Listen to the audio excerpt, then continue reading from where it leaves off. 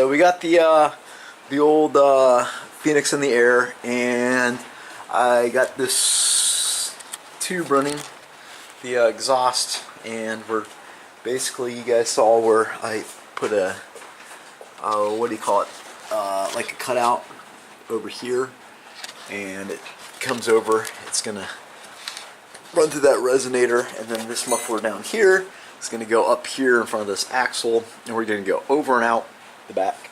And on this side, I think we're just going to kind of come straight back and either dump or go over the axle and dump, whatever. It depends on what kind of, how much tube we got, and I think we're doing all right on tubing.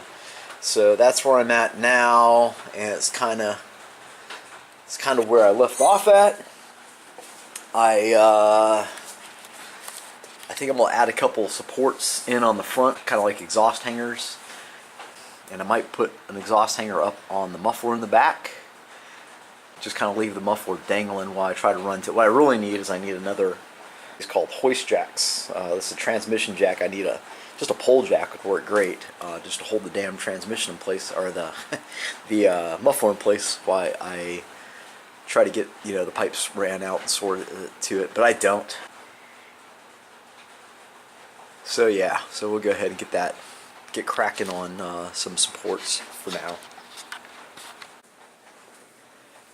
So I bought some exhaust hangers. They're just like the little ovals with holes in them. I had some left from one of my buddies working on my shop. Took off some exhaust stuff and just threw these out, and I said I'll take them because you can never have enough of those. So we got like 5, 6, 7, 7 total, and then I found some looks like 1/4-inch bar that will work. I like a little bit bigger than this, like 3/8 I think is probably the ideal size.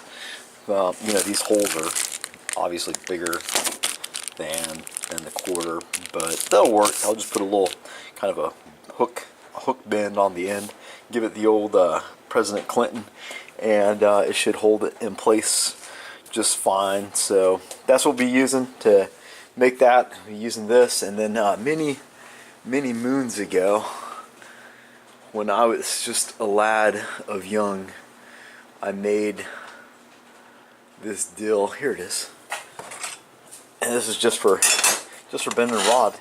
You throw this in a vise, and it's got a little divot for different sizes. I got this is probably the 1/4-inch. That's probably 3/8, and you can just stick it through there, and you use that to bend it, and that works really great for bending tube. I'll show you right now. If I say tube, I meant round bar.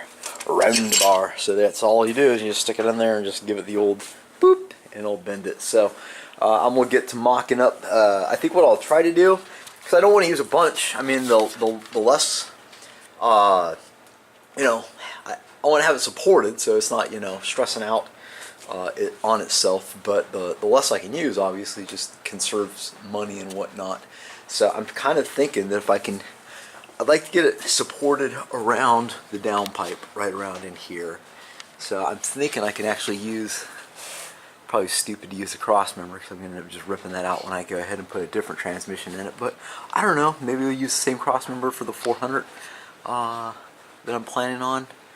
But if I can, hang down a little hook on each side, kind of give it so it's pulling, at like a 45 almost on each side, and that maybe will give it some support, to keep it up and also keep it centered, and then run back. And then as the pipes go back, I think if I can do one on the side of the muffler and then one over here on the side of the pipe, because it's kind of supporting itself, then that will kind of keep it, keep the weight supported and also support both sides, using itself kind of as a support. That's my theory.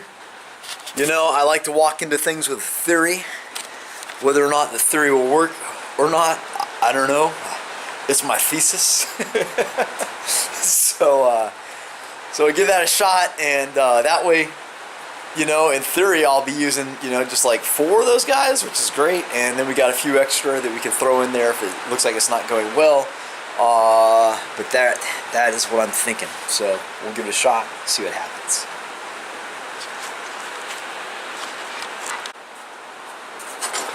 So I kind of radius just a little bit. And what I usually do is I'll just, my little bender guy I talked about, I usually find a piece of pipe that's about a ½ inch less than what I'm actually trying to radius. And then I'll just throw it up and I'll just kind of give it a pull on either side until I kind of get the bend I like. That usually turns out pretty well. You see, it's even with this being a tighter radius, it's not completely wrapping itself around, which is fine. I just need it to touch. You know, we got about 1 inch of contact there. That'll be enough to weld on either side. And then what I got to do is, like for here, what I'm going to do is just mark these guys, and then I'm going to bend them forward so these guys will both, it'll look like kind of like horns. You know, give them the old Aggie longhorn, and then at the end I'll just whip them up. So you got like a little, or actually whip them down.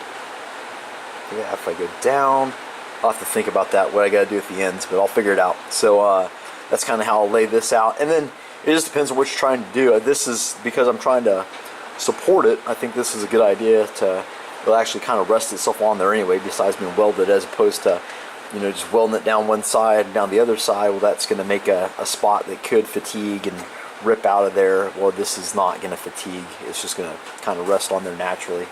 So I'll do different stuff, you know, as I go along, but that works for what we're doing on the front pipe, right up next to the down pipe, if that makes sense. Hopefully that makes sense. We got these guys on here, and it might look a little bit crazy, but they serve their purpose. If I grab the, let's see if I'm gonna have to, I'm shaking, so I'm gonna put this down on the tripod. So I got this, and I'm gonna shake by shaking this, and it's up, down, side to side. It's hanging. I marked right above the center of this V-band flange. I made a straight line so I can make sure when I got done it was lined up. And I also measured from there to there. So when I started, the way it was set up with on the jack, it was 2 1/8, and now it's 2. And these little rubber guys are brand new, so they're going to have easily 1/8 of an inch of sag in there once they, you know, kind of heat up and wear in. So I think that's going to put us right where we need to be, and that frees up my jack stand so I can use it for the muffler, and we can keep on going. Yeah, man! You can listen to the rain coming down. All right, so we got these guys on here, and it might look a little bit crazy, but they serve their purpose. If I grab the, see if I'm gonna have to, I'm shaking, so I'm gonna put this down on the tripod. So I got this, and I'm gonna shake by shaking this, and it's up, down, side to side. It's hanging. I marked right above the center of this V-band flange. I made a straight line so I can make sure when I got done it was lined up, and I also measured from there to there. So when I started, the way it was set up with on the jack, it was 2 1/8, and now it's 2. And these little rubber guys are brand new, so they're going to have easily 1/8 of an inch of sag in there once they, you know, kind of heat up and wear in. So I think that's going to put us right where we need to be, and that frees up my jack stand so I can use it for the muffler, and we can keep on going. Yeah, man! You can listen to the rain coming down. All right, so we got these guys on here, and it might look a little bit crazy, but they serve their purpose. If I grab the, let's see if I'm gonna have to, I'm shaking, so I'm gonna put this down on the tripod. So I got this, and I'm gonna shake by shaking this, and it's up, down, side to side. It's hanging. I marked right above the center of this V-band flange. I made a straight line so I can make sure when I got done it was lined up, and I also measured from there to there. So when I started, the way it was set up with on the jack, it was 2 1/8, and now it's 2. And these little rubber guys are brand new, so they're going to have easily 1/8 of an inch of sag in there once they, you know, kind of heat up and wear in. So I think that's going to put us right where we need to be, and that frees up my my jack stand so I can use it for muffler, and we can keep on going. Yeah, man!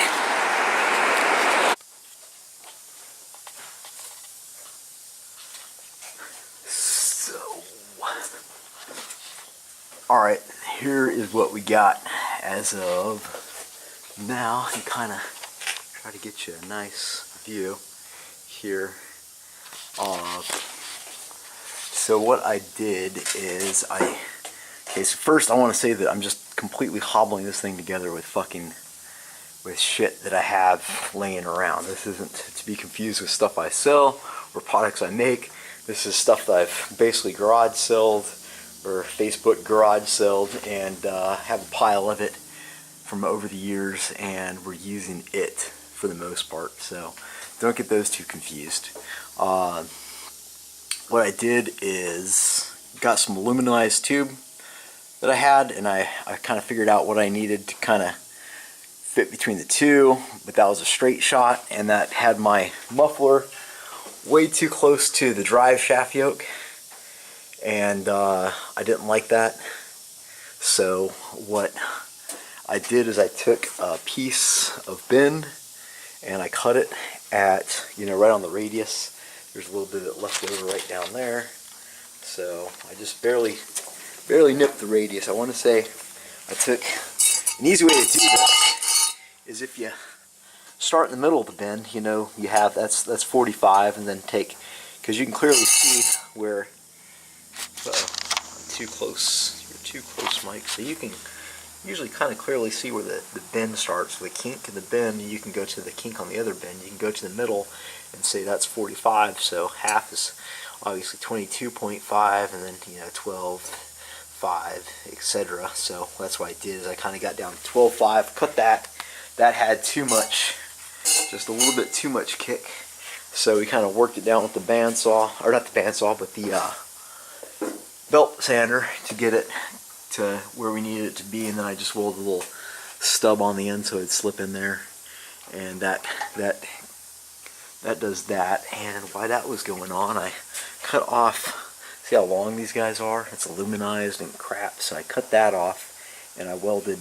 just a cheap old little Chinese V-band that I had laying around on the end, and what that will do is that'll be the break point between there and there. I can pull this whole thing out without really having to do anything, and that will give me something I can hopefully take and make it so I can just pull the back section out. If I have to drop the exhaust, it'll just be 3 or 4 V-bands to get it off and drop it down. So that's where we are at, and what I'm going to try to figure out now is the curve that I need, the mini complex bends to get that from that muffler up over the axle. You got to at least clear the bump stops, and then I want to bring it back down around the side of the gas tank, maybe drop it down in this area here and kind of shoot out. Is kind of what I'm aiming for. If that seems like it's going to get super complicated, then I might just bail and be out of there, and we just go one pipe out underneath the gas tank and be done with it. So we'll see what we can do.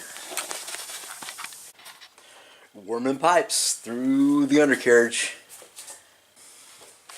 We got this guy up and over the axle right now, and we're definitely clearing the bump stop by a good ways. So, and we got it coming out right to, if you look, it's right kind of even with the frame rail, and it's gonna just shoot kind of straight back. If we look dead on, let's see if I can get kind of dead on from the tire wheel and the leaf springs, you can see that even if we go with big tires, I only have so much room in there. I mean, I got a lot of room. I just, and I got to push them out a little bit too. So I think that is good, and it shouldn't have any trouble with tire. I mean, if it's going to hit the tire, it's going to hit the leaf springs. So I think we're pretty good. We're just going to kind of twist it down and out, and kind of out the back is what I'm shooting for. I kind of want it up in this area here next to the leaf spring, and then just have it shoot out on the back. So that's where we're at. It's just cutting, trying, a little bit of sanding, you know, try to get all in there nice and neat. Not much different from the last shot. I figured out the tail piece, and I know what pieces I need to cut to get that, but I figured I'd go ahead and throw the muffler, the exhaust supports in. So I put one back here, one over there, and we it's hitting on this exhaust bracket. There's a old exhaust hanger right here, and it's just barely hitting that. So I'm okay with that. I mean, it's got a pretty good amount of room, and I'll just knock that old bracket off, no big deal, and it should be good to jiggle as it needs to without hitting everything. This drive shaft will go up, I think, quite a bit once it come on, Mike, I'm tired. Once the suspension gets loaded, that drive shaft and, you know, pinion will go up, and that'll clear the front of that drive shaft and the front of the muffler. And then we gotta do our little cutout. It's gonna come right off that straight pipe, and it'll look from this side. The emergency brake cable rubs but it's like double. This is a slip fit, so it's like an 1/8 inch of steel on that thing. It's gonna take a while to rub through. I might just weld like another little extra thing on the outside. I was thinking about like how to modify the cable, but it really wasn't a good answer for that. So, and it's not gonna hurt. What else do you want to know about this exhaust? Not much. So that's where I'm at. It's up there. It's over the hump. It's all by itself, and it's not sagging, so it's tucked up nice in there. I think if I was to do this all over again, I don't know if I said this or not, but at the split I would just do like 2.5 inch out the back, because that 3, you know, it's an extra 1/4 inch on either side, and it just makes it just kind of tough with the routing. But no big deal. Do it once and it'll be done. So yeah, man, I get a shot from that.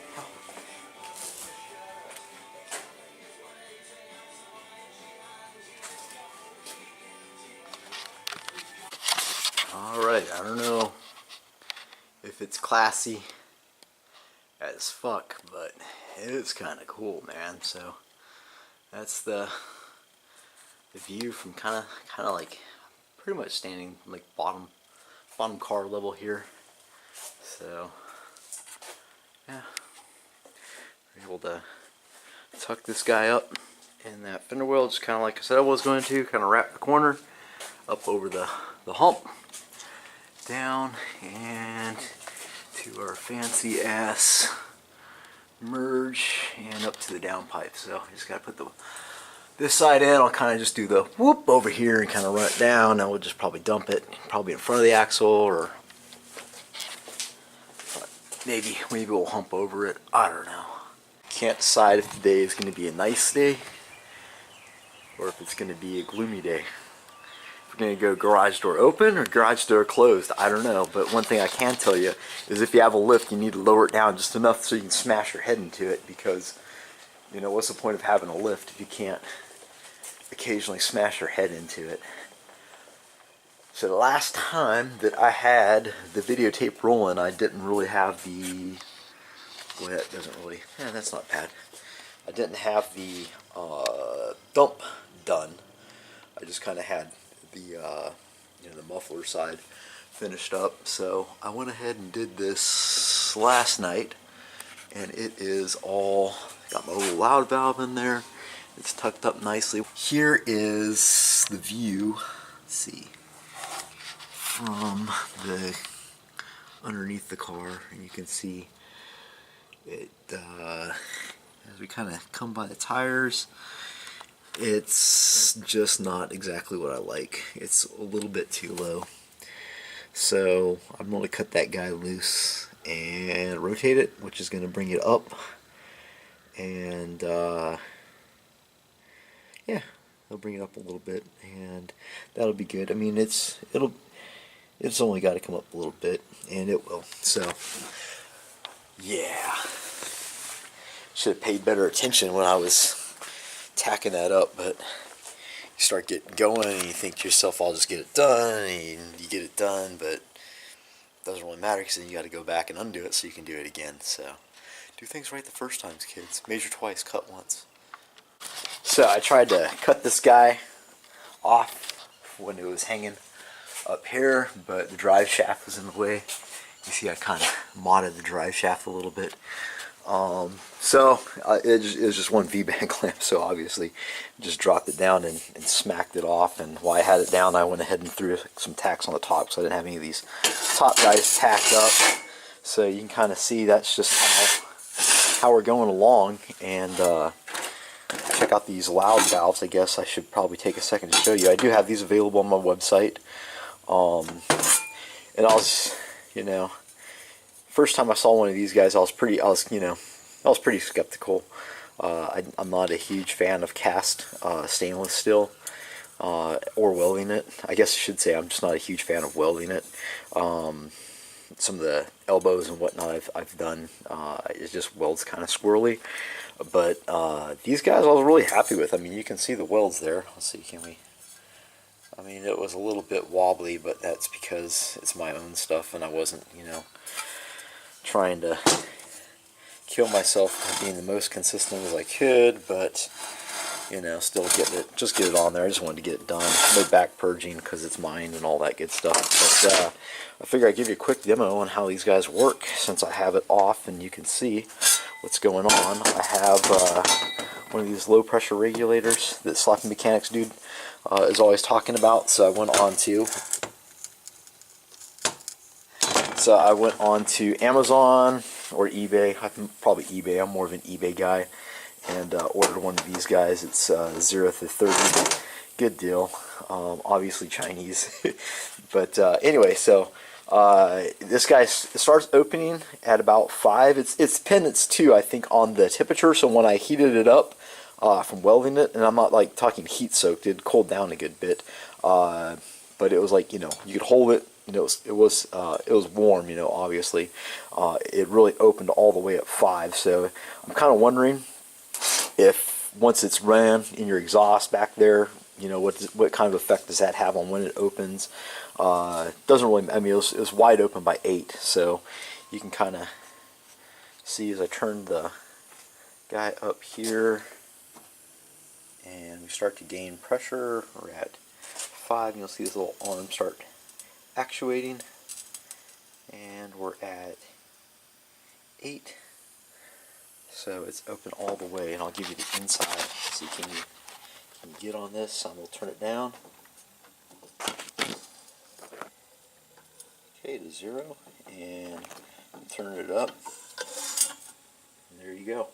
So as the boost comes to it, it'll just open itself up. So I can run this ultra restrictive exhaust with my Jegs muffler and my eBay louvers facing the wrong way restrictor, which you're never supposed to run because it all kills horsepower. And the other side will have this nice 3-inch straight pipe, pretty much straight back. So say hello to my wife.